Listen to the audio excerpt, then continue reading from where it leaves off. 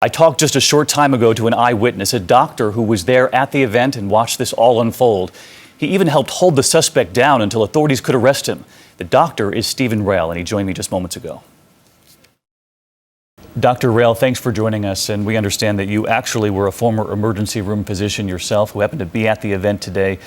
And doctor, can you take us back to the moment that you knew something was terribly wrong here? Well, I had passed by the table. The congresswoman was standing there talking to several people.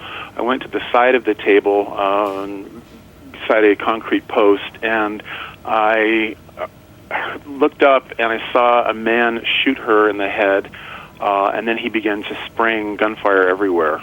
At that point, I ducked behind a concrete post, and as he came around it, the whole thing unfolded in maybe 12 or 15 seconds. As he came around it, I laid on the ground and acted as if I were shot.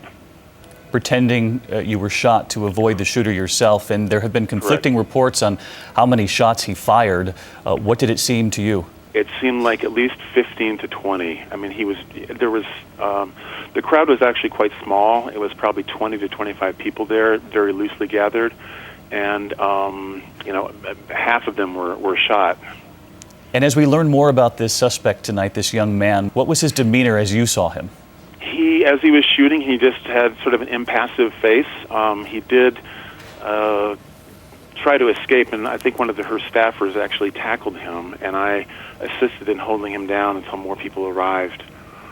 He did struggle. He did not say anything. And when you hear from the head trauma surgeon, a doctor yourself, that the congresswoman is fighting for her life tonight, surviving surgery? When I checked on her, she was actually conscious and moving her extremities and sitting was being held up in a halfway sitting position with her face covered. And when you heard that tonight, what was your reaction? I'm very happy and relieved that she's alive, and I wish her the best for her recovery. Dr. Stephen Rail, like so many others, praying for the congresswoman and the others fighting for their lives at this hour.